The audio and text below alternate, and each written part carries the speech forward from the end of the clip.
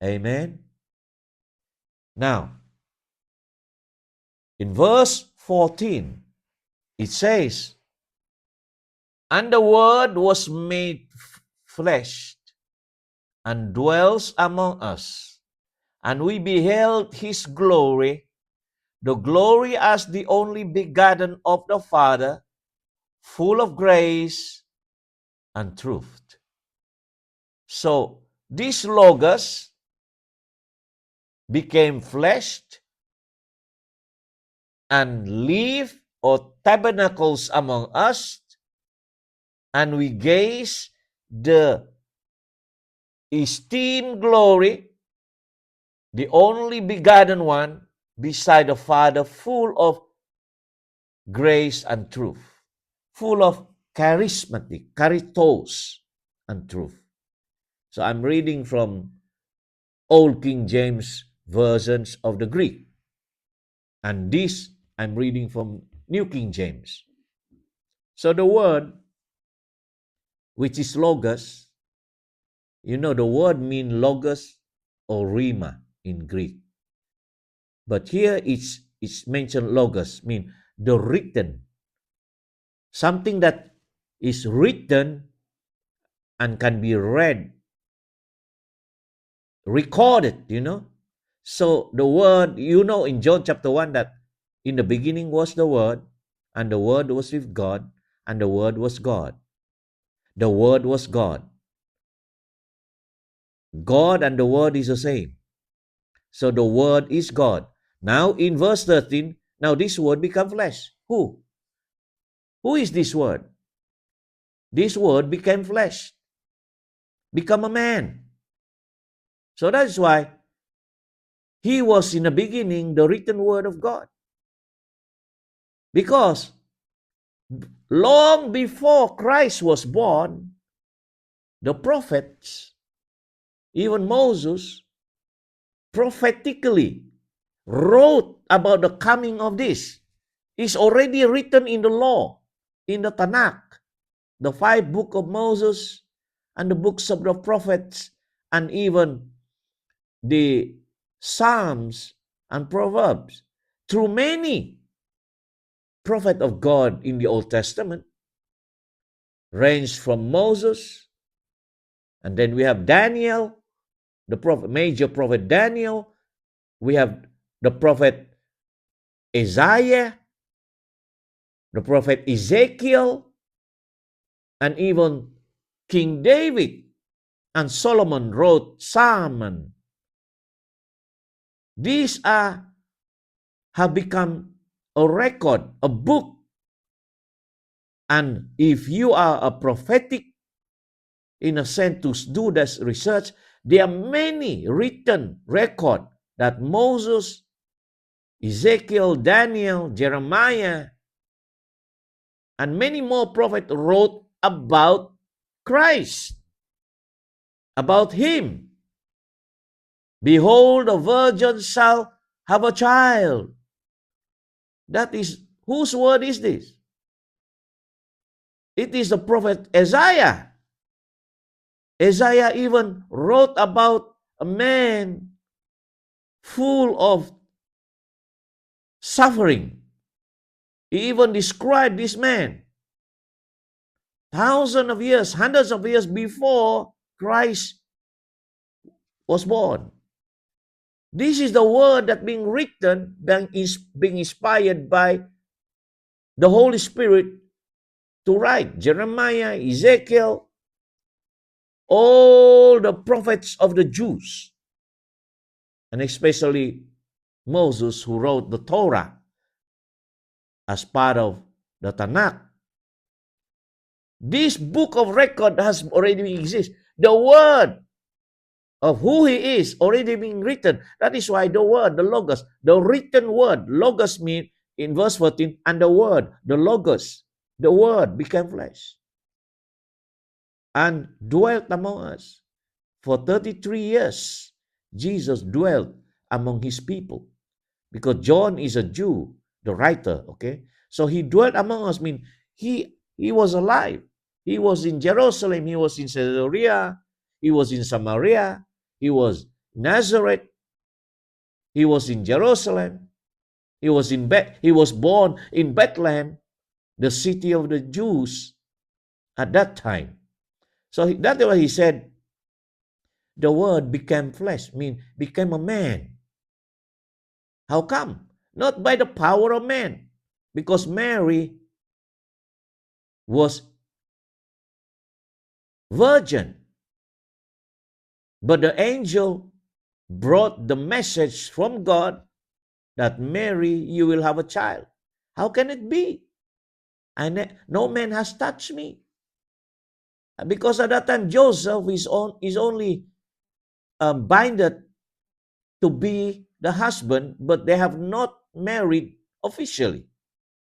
But the angel Gabriel said to her that the Holy Spirit will come upon you and overshadow you, that what is born, what is in the womb now, is from the power of the Holy Spirit. So Mary became pregnant because of the power of the Holy Spirit. It's not the power of man. The power of the Word. God commanded the angel, Gabriel, the messenger. He received the word from God the Father, and he delivered that word to Mary, and Mary accepted it. And so this word of God become human, become flesh.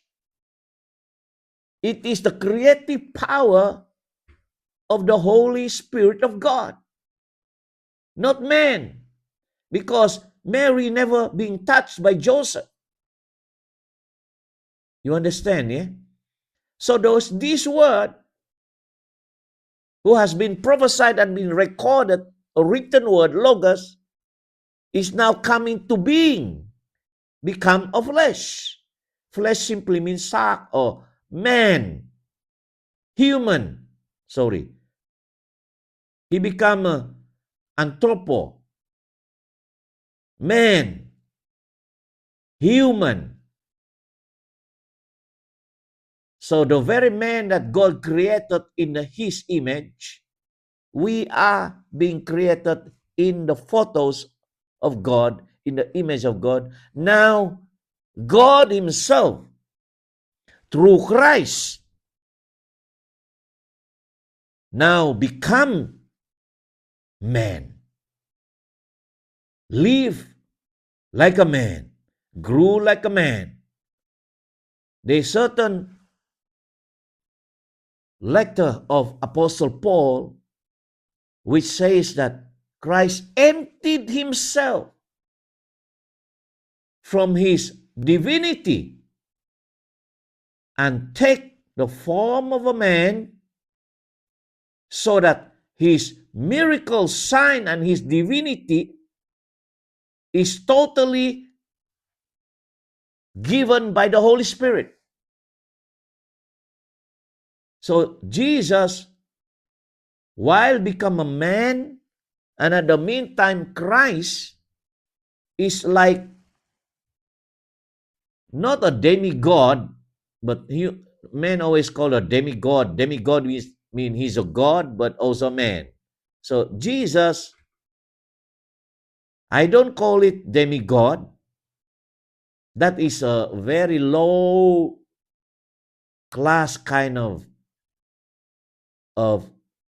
calling to the other gods like Zeus, Artemis, or all the gods of the Greek.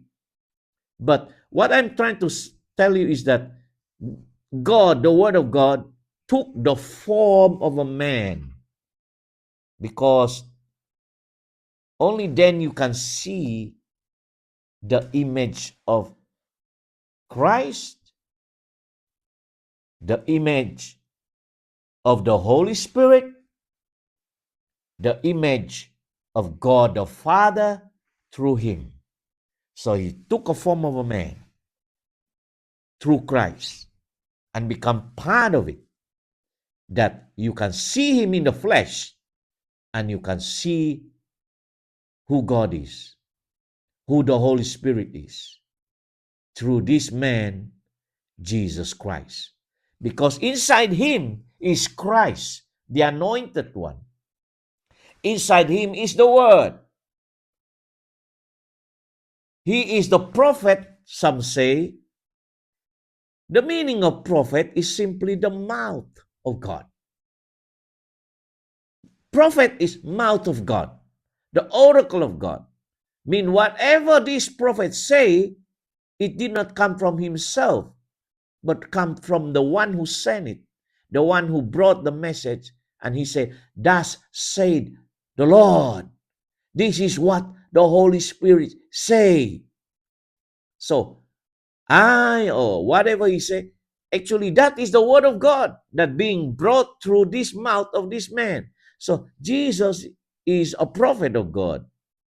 I cannot deny that. Even other religion say it, that Jesus Christ is a prophet. But he's not just prophet. He is more than a prophet. He is a prophet, right? But he is also Savior. He is Lord. He is King. He is Emmanuel. He is the Son of God. He is God the Son. He is the Word of God who became a man, flesh. He is God. You see? Christ has his divinity, but he limits himself while on earth. He limits himself to become omnipotent, all powerful, omnipresent, can be present everywhere, and omniscient, all knowledgeable. He limits himself from that. Without the Holy Spirit, he becomes less omnipotent. Without the Holy Spirit, he becomes less all-knowing. So he walked on the face of the earth, limit himself, limited to his body. If he is only in Jerusalem, then he is in Jerusalem. He have to walk to reach Caesarea, Samaria. And you might be thinking, what kind of God is this God? Why can't he just vanish here and be there, Omnipotent, omnipresent. Because that is God. God is the God who is omnipotent, omnipresent, omniscient, all-powerful, all-knowing. He knows everything. And also, he is present everywhere. Then how come you say Jesus is God? Some say like that, right? That is why I said, he is God, but he limited himself. When he became a man, he limited himself through this wall of the body. He eat, he's hungry, he sleep, like a human being. Because that's the only way that he's able to know, and that's the only way that he's able to save us. Understand the meaning of pain, hungry, hunger, persecuted, He experienced pain. He experienced the betrayal, the hardness of life when he grew as a man. What a wonderful God it is. It's simply like, I will not be able to know the suffering of man. I will not be able to know what is pain, what is hungry, And how can I understand man if I never become a man? Something like this. So he chose to become a man. So then he realized, oh, this is what it means by hungry. This is what it means by emotionally sad, suffering. So now our God understands us because he was once become a man. You understand? And live among us. That is what he said. The word became flesh and dwelt among us, and we behold his glory, his grace, his charisma. We seen it in the time of this author, John. John is considered one of the disciples of Christ. He was with him. This author, Gospel of John, John, the son of Zebedee, with his brother James, two of the 12 apostles. Remember? 12 disciples of Jesus who followed him for 3.5 years. So he is an eyewitness that he wrote the Gospel of John for us to read today, to testify to us. This is the kind of Christ, the God, the Son of God, who came on this earth. That is why we saw his glory. So I can read the whole chapter of John, then you will know his work, the miracle that Christ did, the word that he spoke, the mighty works, the sign and wonders. We saw it. We call it glory. That's the meaning of glory and grace, the charisma, the gift that God works through him. Until Peter spoke that how God anointed Jesus of Nazareth with power and sign and wonders, doing good, supernatural power and authority over sickness and disease, authority over sin, authority over Satan and the works of evil. He cast out demons, he healed the sick, he opened the eyes of the blind, he commanded the mute to talk, he commanded the storm to stop. He multiplied 5 loaves and 2 fish that amazingly able to feed 5,000 congregation that followed him. Now look at that. He can walk on the water, which is unnatural and scientifically impossible. Why he can do that? Why he can walk on water? There is no magic to it, but that is simply the supernatural power of God through the Holy Spirit that is in him, that enable him to do these wonders and miracle. That means Christ, while he became a flesh, he depend 100% on the Spirit of God to perform miracles. You can imagine. And moreover, us today. That is why after he went up to heaven, he poured out the Spirit of God, the same Spirit of God, the Father, who came to him and was born as a spirit man, born of the Spirit. The same thing with our spiritual life now. We are depending on the power of the Holy Spirit to perform sign and wonders and miracle exactly as the way Christ have done before. So if you read deeper in the Gospel of John, there's a word of Jesus said that if you believe, if anyone believe in me, the work that I do, they will also do. And even greater works than what I did. Because it's the same Holy Spirit that was with Jesus now is with the exousia, with the body of Christ. So this is very interesting. I'm excited. We will go deep. So the Word became flesh. We behold His glory as the only born of the Father, full of grace. Grace simply means beautiness of God. God is good. Some sing it all the time. The goodness of God can be seen in Christ. All the grace of God can be seen in Him.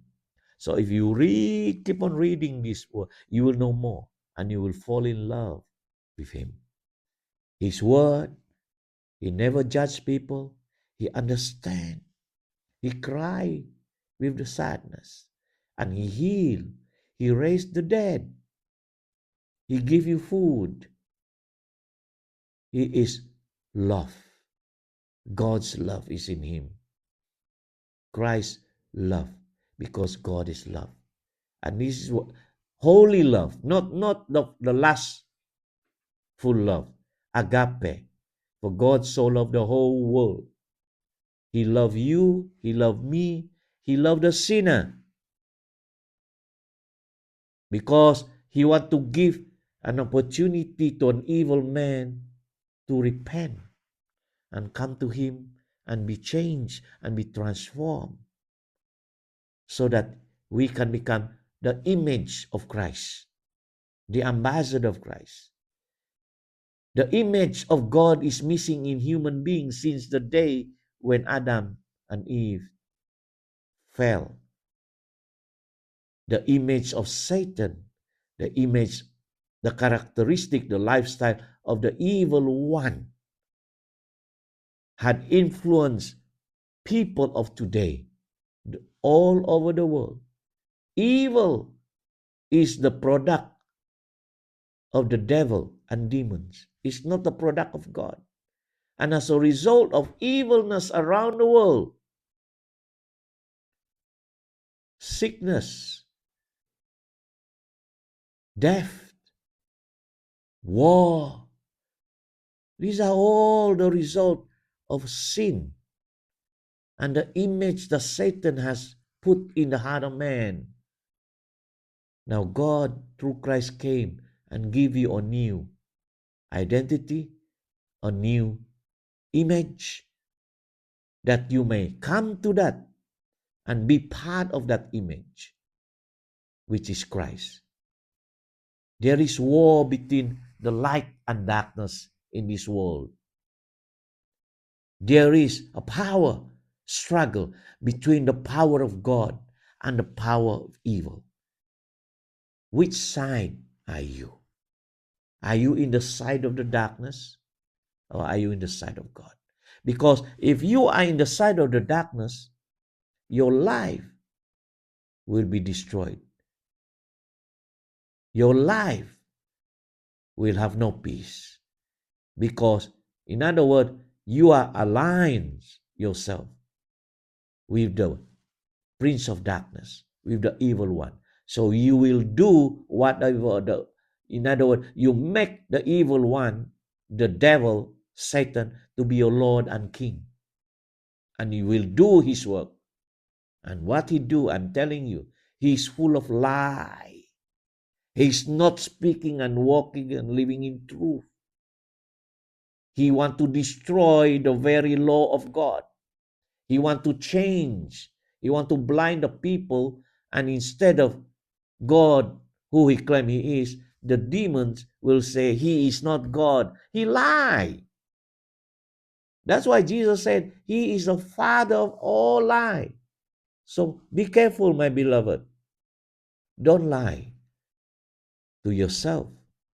Don't lie, people, because that is the character of the devil. We are the children of righteousness who speak the truth and never lie. And I'm always repenting. I'm careful to speak. I make sure that what I speak is true and truth. Don't simply believe what you hear. What you read in the Facebook or says social media on the videos on the YouTube channel, you cannot simply believe in the lie, even though there is truth in it. But you must make sure first before you speak. You might find out whether you realize it, or you might not even realize it, that you are talking lie because the information you receive is wrong. And it become what? You're talking bad about somebody without proven, without fact, and without knowing the presence of the person. So we are filled with lies and wrong teaching and wrong doctrines, wrong ideology. Where did it come from? It comes from no wrong teaching and wrong understanding that you receive. So, this is the world that we are living in. So Christ came to bring this grace and truth. Jesus even said, I am the way, I am the truth, and the life. You see? So you want to seek the truth? Come to Christ. Come to Christ and know Him. And He will teach you the way of truth. The way a true life is. And you're able to know who are you, who I am as a human being. I'm a child of God. You see? Amen? Amen? So we shall continue again in our next model. You see, this is what I call verse by verse. And now I will continue in verse 15 in our next chapter. Remain blessed.